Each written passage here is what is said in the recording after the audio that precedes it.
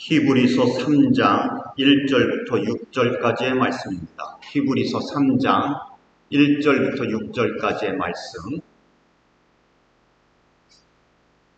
다 같이 한 절씩 읽도록 하겠습니다. 교독하겠습니다. 제가 한 절 읽고 여러분들이 한 절 읽으시기 바랍니다. 그러므로 함께 하늘의 부르심을 입은 거룩한 형제들아, 우리의 믿는 도리의 사도시며 대제사장이신 예수를 깊이 생각하라.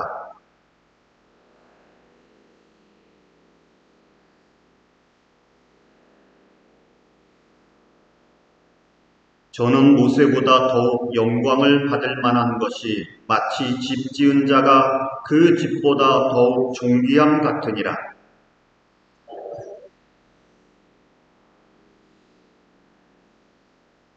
또한 모세는 장래에 말할 것을 증거하기 위하여 하나님의 온 집에서 사환으로 충성하였고,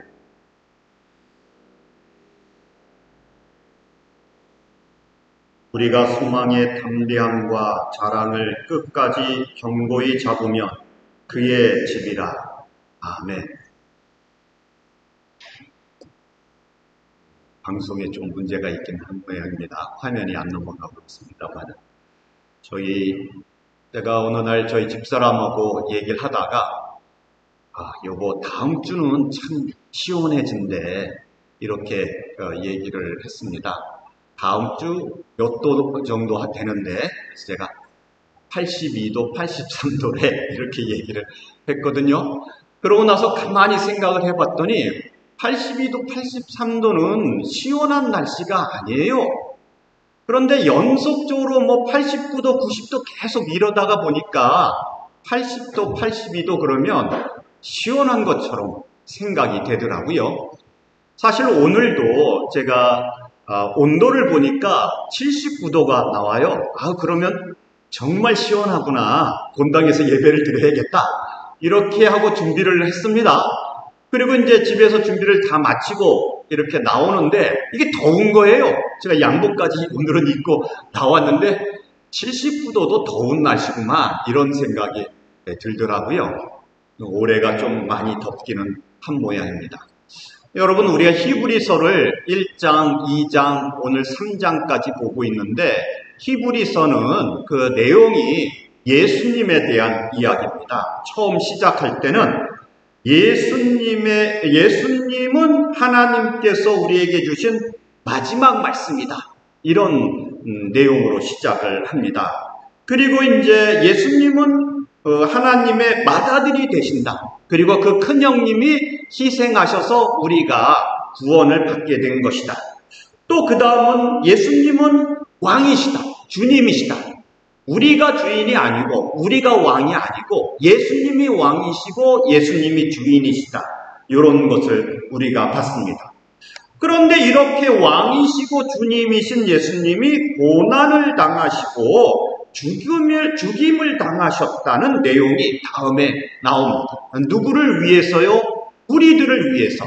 그래서 우리의 고난과 우리의 죽음을 맛보시기 위해서 예수님도 우리처럼 육신을 입고 세상에 오셨고, 그리고 십자가에 달려서 돌아가셨다는 내용이 2장까지 나오게 되어지지요. 이렇게 우리를 대신해서 죽으시고, 그리고 죽음을 이기셨어요. 우리는 죽음에게 패배를 당했지만 예수님은 죽음을 이기셨어요. 죽음으로 죽음을 이기셨어요. 그러니 너희들이 시험 당할 때 걱정하지 마라. 염려하지 마라. 내가 죽음을 이겼다. 이런 내용까지가 2장이었던 거지요. 그 다음에 3장으로 넘어가면서 3장 1절에 첫 번째로 나오는 말씀이 예수를 깊이 생각하라. 이렇게 얘기합니다. 예수를 깊이 생각하라. 여러분, 생각 많이 하고 사십니까? 이 생각만 하면 머리가 복잡해서 생각을 안 하려고 해요. 여러분, 우리 생각을 하지 못하게 하는 좋은 도구가 하나가 있지요. 그게 뭡니까? 이 셀폰만 들면 우리가 생각을 할 필요가 없어요. 심지어는 전화번호도 생각할 필요가 없어요. 이 중에는 남편, 아내 전화번호도 모르는 분도 많을걸요? 아니, 자기 전화번호도 물어보면 잠깐만요. 그리고 셀폰 꺼내가지고 내 전화번호가 뭐였나? 여러분, 예수를 생각하라고 하는데 우리가 예수 생각하는 이것이 잘 안 되거든요. 어려워요. 사실 우리 그 현대인들의 특징은요, 바쁘다는 겁니다. 바쁘다는 거예요. 어떤 사람들이 우리 한민족은 냄비처럼 금방 끓었다가 금방 식는다 그러는데, 제가 어느 날 집에서 된장국을 먹다 보니까 저희 집사람이 된장국을 뚝배기에다가 이렇게 끓여서 내왔더라고요. 제가 이 젊었을 때는 뚝배기에 어머니가 뭘 해주시면 짜증이 났어요. 빨리 식혀서 먹어야 되는데 이게 안 식거든요. 아니, 계속 보글보글 그러고 있어요. 이게 먹어야지 되는데. 그래, 나이가 들면서는요, 이거 보글보글 끓여서 나오면은 이게 기분이 상당히 좋거든요. 떠가지고 호호 불어가면서 천천히 먹어요. 사실 우리 한민족은 남비 민족이 아니라 뚝배기 민족이죠. 천천히 끓고 천천히 씹고. 여러분, 옛날에 보면 우리나라 사람들은 비 와도 뛰지를 않았대요. 선비들이 안 뛰니까, 선비들은 뛰지 말아야 된다 그러니까 아마 모든 사람들이 그걸 보고 뛰지 않은 거죠. 그래서 비가 와도 그러면서 뒤집지고 걸어 다녔던 것이 한국 사람들인데, 그런데 언제부턴가 한국 사람들의 입에 빨리 빨라야지 된다. 제가 캐나다로 처음 유학 갔을 때 가장 답답한 것은, 무슨 일처리를 한번 하려고 하면은 관공서건 학교건 왜 이렇게 느려 터졌는지 아주 답답해서 제가 속이 터져서 그만두라고 하고 싶을. 아니, 또 음식을 어디 가서 레스토랑 가서 시키려고 하면은 손님이 왔는데 지네끼리 수다를 그렇게 떨어요. 아니, 여기 서 있는 지가 벌써 20초는 지났겠다. 그런데 손님 보고도 와보지를 않았고 쳐다보고는 자기네끼리 수다를 떨어요. 제가 그걸 보면서 처음에는 너무 답답했는데 나중에는 이제 좀 살다 보니까 그래, 우리는 너무 서두르면서 살았구나. 너무 정신없게 살았구나. 이런 생각을 좀 하게 되어지지요. 이게요, 현대는 빠른 게 경쟁력이 있는 겁니다. 느리면은 안 되는 거예요. 느리면 안 돼요. 빨리 차도 바꾸고 빨리 집도 바꾸고.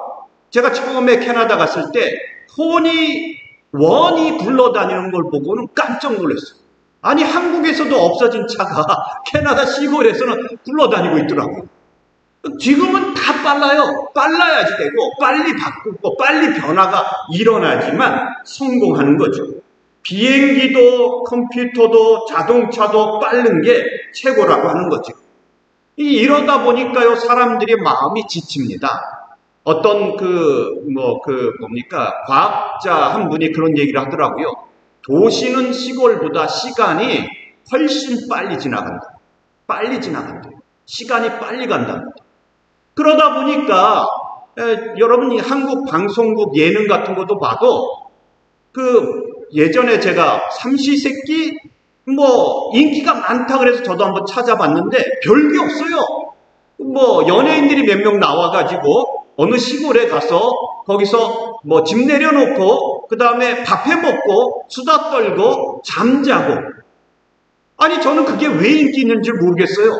그러나 그 프로그램의 목적도 없어요. 보여주는 것도 없어요. 그냥 밥하고 요리를 잘하네 못하네 틱틱거리고 그러는데 인기가 있는 거죠. 왜요? 살아가는데 지친 사람들이, 연예인들이 바쁘지 않게 시골에 처박혀서 그냥 천천히 한 끼 먹고 조금 쉬었다가, 저녁 먹고 조금 쉬었다가 잠자고, 이런 거 보면 좋아하는 거죠. 폴 틸리라고 하는 신학자가요, 그런 얘기를 했습니다. 인류는 달려가는 존재라고, 끊임없이. 그래서 유럽에서 서쪽으로 달려와서 미국, 캐나다, 이 북미 대륙을 발견하죠. 남미도 있고요. 그 다음에 도착하고 나서 또 어떻게 해요? 서부로 또 가지 않습니까? 서부로. 물론 그쪽에서 금이 난다니까 가는 거긴 하지만, 그 다음에 거기서 또 멈추지 않고 또 달려간단 말입니다. 그 다음 어디 가요? 갈 때까지 다 가고 나니까 우주로 가잖아요. 우주로. 근데 이 신학자가 뭐라고 얘기하냐면 왜 달려가는지를 모르는 존재들이 매일매일 달려가야지 되는데 왜 달려가는지 모르는 존재라는 거죠. 그런데 여기에 보면은 오늘 뭐라고 얘기를 합니까? 예수를 깊이 생각하라. 예수를 깊이 생각하라. 하던 일을 멈추고 바쁘게 움직이던 걸 멈추고 재밌는 걸 멈추고 돈 버는 걸 멈추고 예수를 깊이 생각하라고 이렇게 이야기를 하고 있는 것입니다. 여러분, 예수를 믿는다는 게 뭡니까? 예수를 믿는다고 하는 것은요, 자기를 부인하고 예수님과 예수님이 하신 일을 믿는 것을 말합니다. 자기를 부인하고. 그런데 자기를 부인하려고 하니까 나의 능력, 내 경험, 내가 가진 것들, 이런 것들을 외면한다는 게 자존심이 상하거든요. 다른 사람과 경쟁해서 성공하고 다른 사람과 경쟁해서 잘난 것을 내가 가지고 있는데 이걸 보여주지 못해서 그래서 답답해지게 되어지는 것이죠. 사람들 사이에서 내가 얼마나 잘났는지를 말해주면서 즐기는 게 인생의 기쁨인데 이거를 하지 말라고 하니까 답답해지게 되어지는 거죠. 여러분, 그런 모습으로 교회를 옵니다. 그런 모습으로 세상을 살지요. 여러분, 이거는요, 예수를 생각하는 게 아니라 자기 자신에게 몰두하는 그러한 모습이 되어지는 거죠. 우리는 정신없이 살아가다 보면 심지어는 교회 생활하는 가운데서도 예수를 생각할 시간이 없습니다. 예수를 깊이 생각할 여유가 없는 겁니다. 예전에 제가 있던 교회에 그러니까 한국에서 좋은 대학 나오고 미국에서도 좋은 대학 나와서 박사를 따고 그 다음에 아주 큰 회사에서 잘 나가는 그런 분이 예수를 믿겠다고 왔습니다. 이분은 사실은 교회는 왔다 갔다 했지만 정말로 예수 믿겠다고 교회에 등록하고 다닌 것은 처음이었어요. 그래서 그분하고 제가 만나고 면담하고 상담하고 그리고 한 6개월, 7개월 지나면서 그분이 세례를 받고 여러분 근데 한 1년 정도, 1년 반 지나는 가운데 이분이 정말 신실하게 신앙적으로 예수님을 찾는 모습을 보면서 참 기뻤어요. 세상적으로 정말 잘난 사람이에요. 물론 실패도 있었지만 옛날에 이건희 삼성 회장하고도 같이 일할 정도로 아주 잘 나가던 분이에요. 세상적인 명성이 있어요. 그런 분이 모든 걸 다 내려놓고 이 교회에 와서 겸손하게 청소도 하고 목사님, 장로님들이 시키는 대로 일도 하고 섬기면서 좋아해요. 그러나 시간이 지나면서 1년 반이 지나면서 이분이 이 교회와 성경의 지식은 늘어가는데 점점 그 안에 있는 자존심이 나오기 시작하더라고요. 성경도 그 동안에 열심히 읽고 공부를 많이 해서 많이 알아요.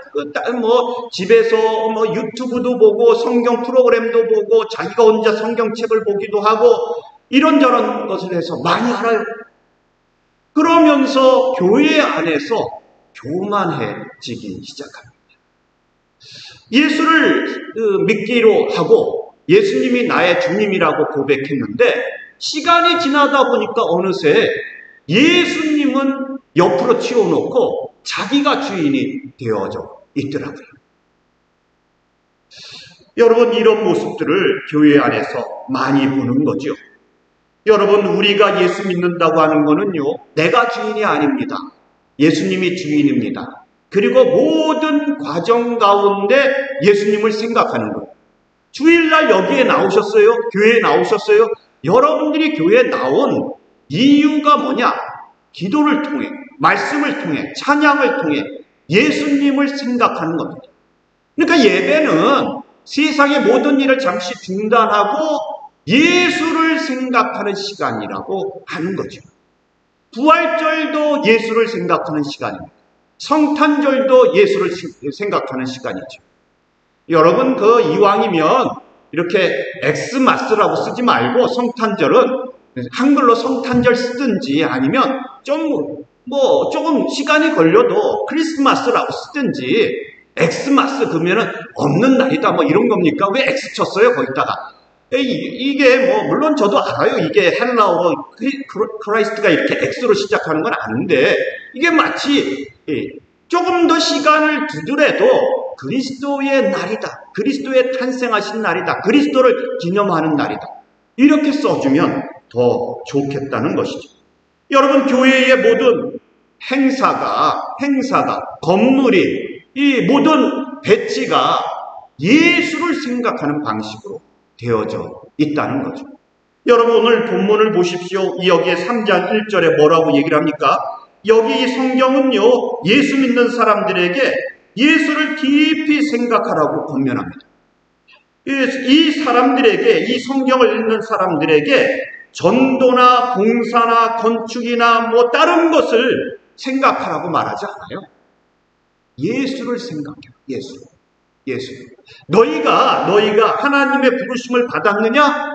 그러면 다른 것 하지 말고 예수를 깊이 생각하라고 이렇게 이야기하고 있다는 것이죠.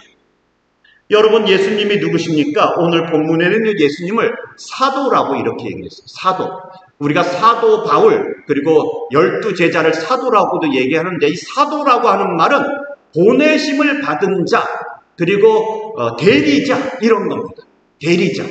예수님이 하나님의 사도예요. 그 말은 하나님께서 예수님을 보내셨는데 예수님이 하나님의 권세를 갖고 계셨다는 뜻이에요.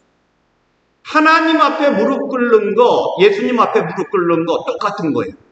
예수님을 예배하면 하나님을 예배하는 것이죠. 그러한 모습으로 사도로 오셨다는 거죠. 또 한 가지는 대제사장이다. 대제사장은요, 하나님과 죄인 사이에서 이렇게 중보자, 연결해주는 역할을 하는 사람입니다. 그런데 이제 구약에 대제사장들이 많지 않습니까? 구약에 나오는 대제사장들은 인간이에요. 하나님과 인간을 연결해 준다고 하는데 인간이에요. 죄가 많은 존재들이에요. 그래서 이 연결이 불완전해요. 제사를 드린다고 하는데 짐승으로 드려요. 그래서 죄를 씻는데 불완전해요. 하지만 예수님은 죄가 없으시고 예수님이 드리는 희생 제물은 짐승이 아니고 예수님 자신이라고 하는 거죠. 온전한 예물로 온전한 제사를 드려서 온전하게 우리들을 구원해 주신다는 거죠. 그래서 우리가 예배를 드리러 하나님 앞에 나올 때 내 자신을 보는 게 아니라 우리를 대신해서 제사를 드려주시는 대제사장 예수님을 의지하고 나오는 거죠. 내가 얼마나 죄가 많은가 이런 걸 생각하는 게 아니라 우리 주님 예수님께서 얼마나 능력이 있는가, 그분이 다 우리의 죄를 감당하실 수 있다, 이렇게 말하게 되어지는 거죠. 이런 예가 맞는지 어떨지는 모르겠습니다만 제가 말씀을 준비하면서 이런 생각이 들었어요. 여러분들이 죄를 지으면 누구를 찾아요? 변호사를 찾지 않습니까? 그런데 제가 가만히 보면 그 사람이 죄를 졌느냐 안 졌느냐를 따지지 않고 자기가 고용한 변호사가 얼마나 능력이 있느냐를 사람들이 따지더라고요. 우리 변호사는, 내가 고용한 변호사는 승률이 80%야, 90%야. 한국으로 말하면 우리 변호사는 판사 출신이야, 검사 부장 출신이야. 이 사람을 의지하며 내 죄를 없이 할 수가 있어. 이렇게 생각을 하는 거죠. 우리가 죄인으로 주님 앞에 나옵니다. 그러나 우리 주님께서는 그 죄 문제를 해결해 주실 수 있는 대제사장이 되어 주신다는 거죠. 또 한 가지, 우리 주님께서는 하나님 집의 아들이라고, 아들. 여기에 모세가 나와요. 유대인들에게 가장 존경하는 인물은 모세거든요. 근데 모세를 뭐라고 오늘 본문 말하냐면 사환이다.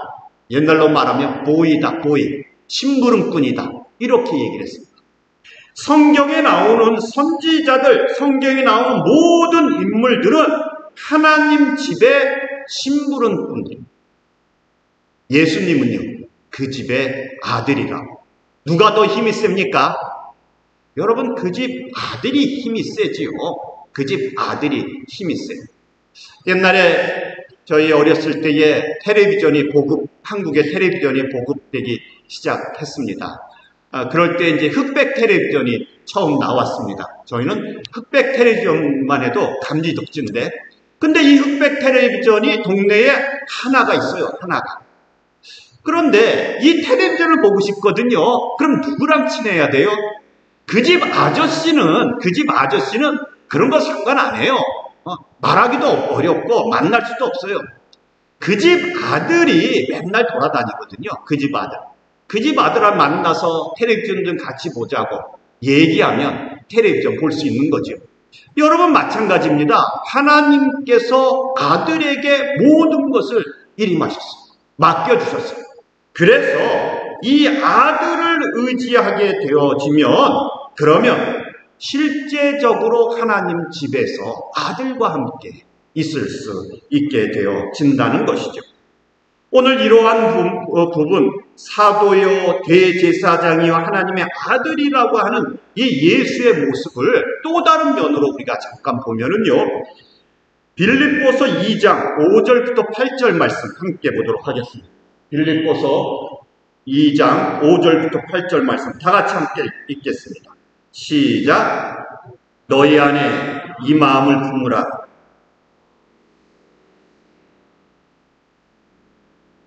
하나님의 본체시나 하나님과 동등됨을 취할 것으로 여기지 아니하시고 오히려 자기를 비워 종의 형체를 가져 사람들과 같이 되었고 사람의 모양으로 나타나셨음에 자기를 낮추시고 죽기까지 복종하셨으니 곧 십자가에 죽으심이라. 아멘.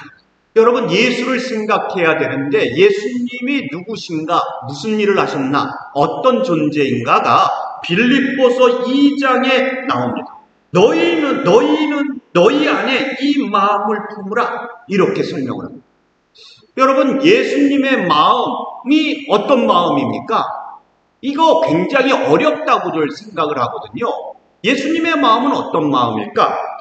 이 예수님의 마음을 품어야지 되는데 십자가에서 죽으신 마음인데 구체적으로 어떤 마음인지 빌립보서 2장 1절부터 4절 말씀 공동 번역으로 우리가 한 절씩 교독해 보겠습니다. 여러분은 그리스도를 믿음으로써 힘을 얻습니까? 그리스도의 사랑에서 위안을 받습니까? 성령의 감화로 서로 사귀는 일이 있습니까? 서로 애정을 나누며 동정하고 있습니까? 2절 읽으시기 바랍니다. 마음을 합쳐서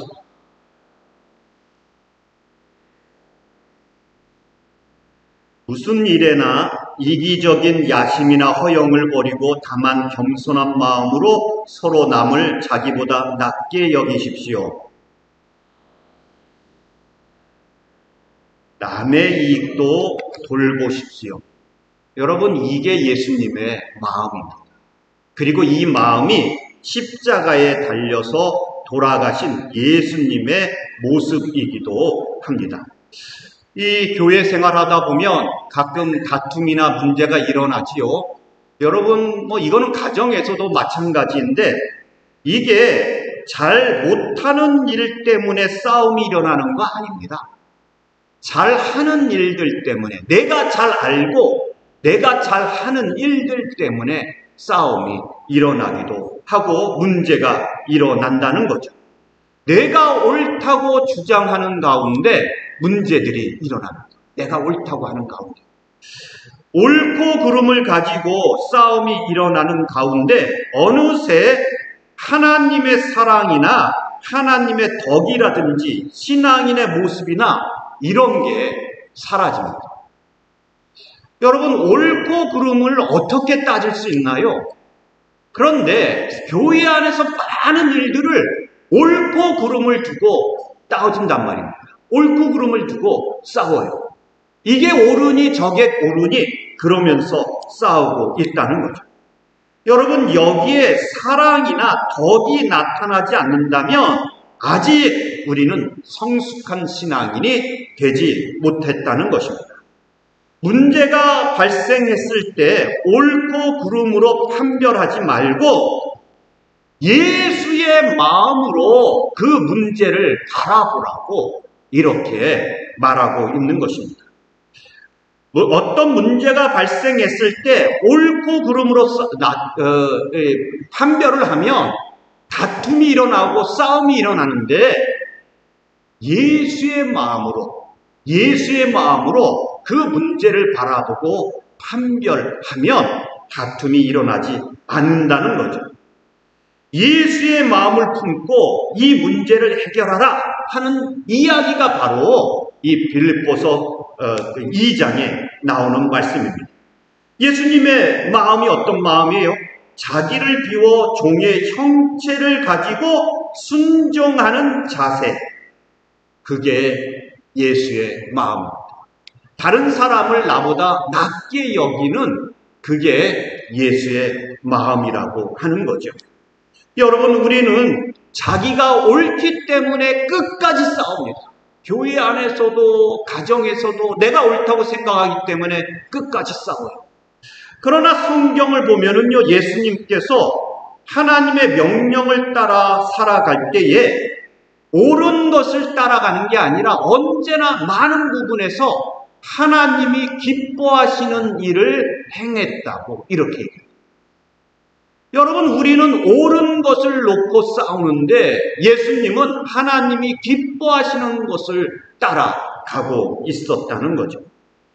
여러분, 우리가 어떤 일이 벌어질 때에 이것이 옳은가 그른가를 생각하지 말고 하나님께서 기뻐하시는 일일까를 먼저 생각할 수 있어야지 되는 것이죠. 많은 사람들이 내가 옳다는데 목숨을 걸어요. 자존심을 겁니다. 그래서 어떤 심리학자가 사람들이 사소한 데에 목숨을 건다고 그런 책을 쓰기도 하지요. 여러분, 정말 사소한 거예요. 옳고 그른 것을 따지는 것은.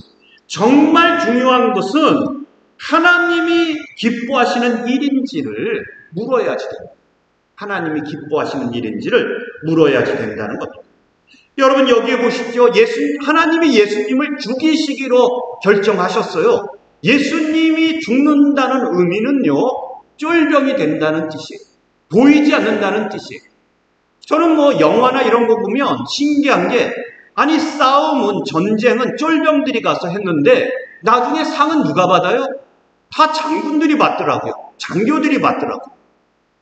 여러분, 예수님이 십자가에 달려 돌아가신다는 뜻은, 예수님이 하나님의 말씀에 순종하신다는 뜻은, 예수님은 자기를 숨기고 자기를 내세우지 않고 자기를 자랑하지 않고 하나님의 뜻만을 보여주고 있다는 뜻입니다. 여러분, 이거 죽는다는 거 고달픈 일입니다. 힘든 일이에요. 내가 한 일인데 자랑하지 않는다는 거 힘든 일이라고 하는 거죠. 우리들이 교회 일을 하면서도 또 가정에서도 그렇죠. 내가 얼마나 잘난지를 좀 도와달라고 하면은 그 다음부터 다툼이 일어나게 되어지는 거죠. 다른 사람들을 해치게 되어지는 것이죠. 너희 안에 이 마음을 품으라. 그 마음은 뭐냐면 십자가에 달려서 돌아가시기까지, 죽기까지 순종하신 예수의 마음을 품으라는 뜻이 담겨져 있는 거죠. 무슨 일을 할 때에 그 사람과 내 관계에서 내가 죽어져야지 되고 그 사람을 낮게 여기는 일이 있어야지 된다는 거죠. 여러분, 여기에 보십시오. 죽기까지 순종했다 그러는데 예수님은요, 정말 죽으셨어요. 자기가 없는 거죠. 근데 우리는요, 죽을 각오를 하고 싸우잖아요. 죽을 각오를 하고. 그런데도 또 죽을 각오만 하지 죽지는 않아요. 아예 죽어버렸으면 그러면은 아무 일도 없는데 죽을 각오만 하지. 기도를 하면서 싸우고 찬송을 부르면서 이게 옳은 길이라고 싸우는데 우리가 그때마다 생각하는 게 그런 모습을 보면 하나님께서 기뻐하실까? 이런 질문을 하게 되어지죠. 여러분, 예수님은 정말 죽으셨다는 거죠. 제가 성경 공부하다 보면은요, 사람들이 우리 아들이 요셉을 닮았으면 좋겠다, 다니엘을 닮았으면 좋겠다, 우리 아들이 뭐 야곱을 닮았으면 좋겠다, 이렇게들 얘기를 해요. 어느 한 사람도 우리 아들이 예수를 닮았으면 좋겠다 이렇게 말하는 걸 본 적이 없어요. 왜요? 요셉은, 다니엘은, 다윗은 다 성공한 사람들이잖아요. 아브라함도, 예수님은요 죽으셨잖아요, 십자가에서. 그러니 우리 아들이, 우리 딸이 예수님처럼 되고 원하지 않는 거죠. 그런데 성경은 뭐라고 얘기를 해요? 누구를 닮으라 그래요? 요셉을 닮으라 그러지 않아요. 다윗을 닮으라 그러지 않습니다. 예수를 닮으라. 예수. 여러분, 우리가 예수를 흉내내고 예수를 닮아가기 위해서 날마다 예수의 마음을 본받고 예수를 생각하고 예수를 따라가야죠. 그리고 오늘도 나를 죽여서 주님을 따라가야지 되는 것이죠. 제가 유학생활 하는 중에 만난 목사님 한 분 이야기를 좀 하려고 합니다. 이분은 공부도 잘하고 신앙도 아주 좋고 순수하고 제가 만나면 부끄러운 정도의 그런 아주 좋은 목사님이에요. 좀 얼굴은 소도둑놈처럼 아주 터프하게 생겼는데, 그런데 만나보고서 얘기를 해보면 야, 이런 목사님이 있었나? 그럴 정도로 순수한 그러한 분입니다. 그런데 이분이 이제 박사과정 공부를 하고 있는데요. 유학을 나올 때도 집안이 괜찮게 살았어요. 어머니, 아버지가, 부모님이 시골에서 농사를 짓는데 적당하게 땅도 많이 있고 적당하게 아들 유학 뒷바라지 할 정도로 살고요.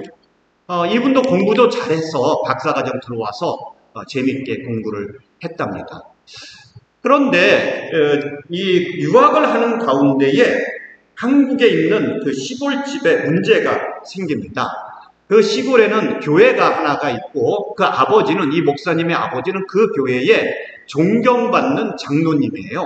마치 그 교회의 아버지처럼, 형님처럼 그 사람들을, 교인들을 잘 돌보고 신앙적으로도 아주 훌륭한 그러한 장로님이었습니다. 그래서 이 교회를 다닐 때도 이 목사님도 그 교회, 고향교회를 굉장히 사랑하고 좋아했어요. 그런데 이 아버지가 다니는 이 고향교회에 젊은 집사님이 언제 왔는지 모르지만 한 분이 왔어요. 그래서 이 젊은 집사님이 열심히 교회를 섬기고, 그리고 젊은 집사님이 신앙도 좋고, 그래서 이제 교인들하고 가까워지고 그랬습니다. 그렇게 이제 몇 년이 흘렸는데, 어느 날 이 젊은 집사님이 사업을 하는 사람인데 이 아버지 장로님에게 와서 보증을 좀 서달라고 얘기를 했다 그래요. 물론 처음엔 거절을 했죠. 그런데 여러 번 찾아와서 이 장로님한테 얘기를 하는 거죠. 장로님, 걱정하실 거 없어요. 제가 지금 이렇게 사업을 막 키우는 중에 안정적으로 잘 크고 있는데 지금 조금 돈만 좀 더 있으면 더 크게 될 것 같아서 은행에서 돈을 좀 빌리려고 하는데 그거 사인만 해주시면 된다고 이렇게 몇 번이고 찾아와서 얘기를 했다 그래요. 그래서 이 아버지 장로님이 평생을 농사만 지은 분이고 또 교회 안에서 한 형제 되는데, 그래서 결국에는 마지못해서 사인을 해주셨답니다. 그리고 한 1년 지났나 싶은데 어느 날 이 젊은 집사의 사업이 부도가 났어요.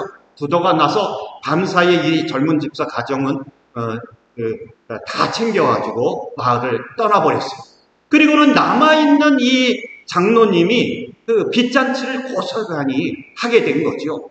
그래서 땅도 넘어가고 집도 넘어가고 그렇게 되었습니다. 그 가운데에 어머니 권사님이, 이 목사님의 어머니 권사님이 그 일로 충격을 받아가지고 시름시름 앓다가 몇 년 후에 돌아가셨어요. 그리고는 이제 어머니 장례를 치르러 그 동네에 갔다가 돌아왔는데 얼마 후에, 시간도 많이 지나지 않았는데 아버지가 교통사고로 돌아가셨다는 연락을 받아요. 여러분, 이 유학 나와 있는 동안에 얼마나 큰 일이 많은 겁니까? 아버지 장례식을 위해서 그 마을로 돌아갔어요. 돌아가서 장례식을 치렀는데 어느새 그 젊은 집사는 그 마을로 돌아와서 더 큰 사업을 하고 있더라는 겁니다. 그리고 교회 안에서도 열심히 해가지고 어느새 교회의 지도층에 들어가 있다는 거예요. 여러분, 이 목사님이 고향 일들을 다 처리하고 떠나기 전에 마을 뒷산에 올라가서 차마 교회에 들어가지 못하고 뒷산에 올라가서 동네를 바라보면서 하나님께 통성으로 기도를 하고 원망하는 기도를 하고 돌아왔대. 이 목사님이 그렇게 얘기를 하더라고요. 저는 이 일이 다 끝난 다음에 이제 만나게 된 사람인데 목사로서 회의감이 느껴지더라고요. 어떻게 저런 교인이 있을 수가 있고 어떻게 그런 사람을 받아들여서 지도자가 되도록 내버려두는 교회가 있을 수 있는지 회의감이 듭니다. 이 목사님하고 그런 얘기를 할 때에 제가 그래서 목사님 그 일들을 아직도 품고 있느냐고, 아직도 마음이 아프냐고. 생각하면 마음은 아프지만 여전히 한 구퉁이의 분노와 억울함은 있지만 이분이 이렇게 얘기를 해요. 어느 날 말씀을 보는 중에 예수님을 생각하게 되었다고. 예수님을 깊이 생각하면서 이 마음이 조금씩 풀리기 시작했다. 이렇게 얘기를 합니다. 예수님께서는 자기가 만드시고 자기가 선택하고 자기가 사랑한 백성들을 찾아오셨는데 그 사랑했던 백성들이 예수님을 잡아서 조롱하고 채찍질하고 죽이지 않았느냐. 그 예수님은 얼마나 마음이 답답하고 얼마나 억울했겠느냐. 그러나 거기서 끝나는 게 아니라 예수님은 그들을 용서하시고 그들의 죄의 문제를 해결해 주시지 않았느냐. 그런 예수님을 생각할 때에 내 마음이 풀어지는 것을 느끼게 되었다. 그러면서 다시 기도할 수 있게 되었노라고 이렇게 이야기를 합니다. 여러분, 예수 믿는 사람이 뭐 하는 사람이냐? 예수를 생각하는 사람. 예배가 뭐 하는 시간이냐? 예수를 생각하는 시간입니다. 기독교인들끼리 만나서 교제하는 시간이 무슨 시간이냐? 내가 모르던 예수를 생각하는 시간입니다. 찬양의 시간이, 기도의 시간이, 우리들이 예수 믿는 사람들이 살아가는 모든 것이 예수를 생각하는 시간입니다. 어려울 때도, 일이 잘 풀려서 성공할 때도 예수를 생각하는 것이 이 기독교인들, 예수 믿는 사람들이라고 하는 것이죠. 여러분, 한 주간 살아가실 때에 덥다고 짜증내지 마시고 예수를 생각하시면서 한 주간 살아가시기를 바랍니다. 다 같이 기도드리시겠습니다.